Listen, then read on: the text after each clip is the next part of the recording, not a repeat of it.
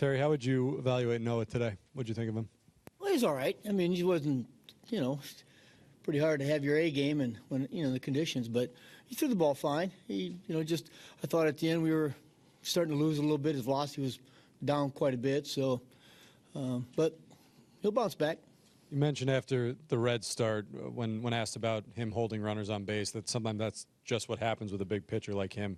Is it something, though, that he can alter and maybe needs to work on in terms? Well, he does. He does, Stevie. I mean, we got to do a better job of holding runners at first base for these guys. You can't be, that deliberate, that slow to the plate. You got to change your pace. You got to give the runner something different to look at, and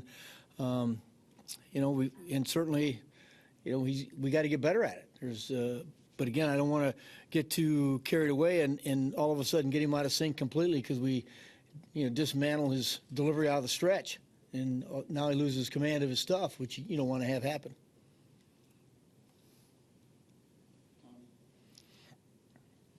Terry, you've talked about how it's tough in general for bigger guys to be quick to the plate and to be good at holding runners. So how do you find that balance for him in particular of holding guys on without sacrificing? Well, we got to get him a little shorter slide step that he can mix in to give the runner give those runners a different look.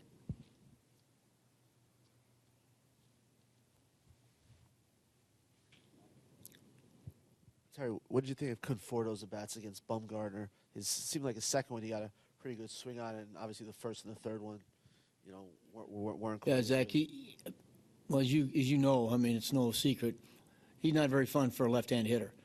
He throws across his body so much, and then he comes from a different angle, and that ball's coming from behind you, and it's a tough at bat. So I thought he was okay. I really did. I thought he swung the bat fine.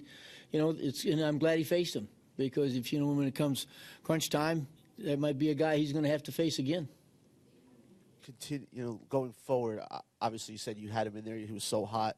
If he cools, are you going to still try to play him against lefties, or you look to? Well, again, I don't know. It all depends what the situations are. I mean, if he shows us that he can start, doing some damage against lefties, he'll get some playing time. But we've got we know we've got track record. Grandy's got a track record for hitting lefties pretty good when he's swinging well.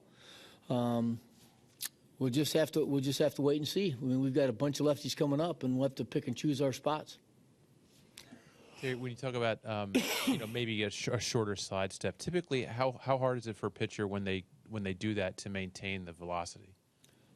Well, that's always been the issue, Tyler. Anytime you have a guy out of the stretch and you take his leg kick away, a lot of times you're looking at a dip in velocity. But the one thing that concerns me more than anything is if we start to lose command, start to lose release point because we're trying to hurry up the arm. And that's going to be more of an issue than just the slide step, because if we have to speed his arm up, the fact that he's kind of a long levered guy, and you have to shorten that arm stroke, and he loses command of no matter how hard he's throwing, that's a bigger issue than losing a little bit of velocity.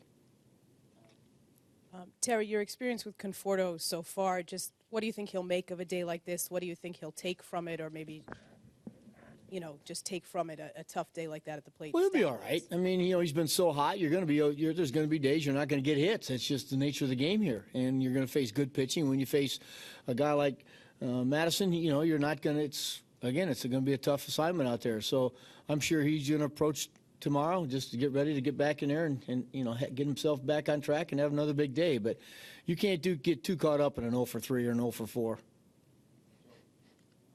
Terry, do you think the stolen base thing is bothering Noah, and do you think it's affected his concentration or pitches at all directly after the stolen bases in this game? Joel, I don't think it bothers him unless they start scoring a lot. And I know a lot of guys in the past guys who have run the bases, because the one thing about him, he can strike a guy out, and so therefore it kind of counteracts the, stolen base. When if you're a guy who walks guys, if you strike people out, that takes something away. Well, y'all go back years ago before the slide step was even around, those power pitchers, they didn't care if guys stole bases because they struck people out. So I think maybe on a day you aren't sharp like he was today, where he didn't really have his best stuff going, it might have bothered him a little bit, trying to think he's got to speed up. And again, for me, you got to make pitches. And if you start taking things away and you don't make pitches, you're gonna get beat. Terry, you've mentioned the last week that with this stretch coming of straight games out of day off, we may see more people on the bench. A guy like Lagares hasn't played a lot this year, but when he's played, he's performed well. Is he a guy you see in these 17 days is really being able to help you with the run of the games back to back to back? Well, Rich, when you get to play back-to-back like he has due to Cespedes' injury and things, it's always nice when you go into a string and if you're not in there, at least you're getting the batter's box, you're a little comfortable. It's one of the reasons why we had to I want to get Eric Campbell 3 or 4 bats today. I want to get, Flo's played back-to-back days because you're going to ask them now tomorrow maybe to come up and pinch hit in a big situation. If they haven't been in the batter's box in 4 days, they're not comfortable. So I think when you get in these stretches, like I said, we've got some left-handed pitching coming up on this road trip coming ahead, and, Flo's going to play. Lagares is going to play. So I think it'll keep him as sharp as you possibly can. We're going to, we got to get Diaz a game this week because, your bench guys are very, very important in the National League, and you've got to keep them as sharp as you possibly can. Terry, when you talk about possibly adding the slide step or other things with Noah to hold base runners on, is that something that can be done over a few bullpen sessions, a few games, or is that something throughout the year he's going to kind of have to integrate it? Is it more of a long-term process? No, you can get him one anytime, but the issue is, he's got to take it in and apply it, and he's got to use it. And when it's like any doesn't matter what you saw Bumgarner today, he was slide stepping, and then all of a sudden he'd give you a big leg kick. The slow delivery. Well, if you disrupt the timing of the base runner, that's a difference. So, like I'm saying, it's not something he has to use every pitch. It's just something that base runner has to know he has and that he will use, and it'll slow him down a little bit. Terry, is it difficult to make big assessments about the team's performance against lefty starters when you've faced so few of them so far? Yeah, it is. It's tough, and the ones we have faced are pretty good.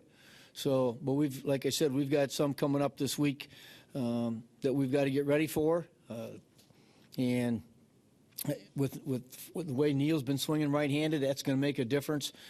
But some of these guys, we've got to do some big damage against when they're certain guys when you're in that lineup because it's a left-handed pitcher. We've got to get some damage out of them.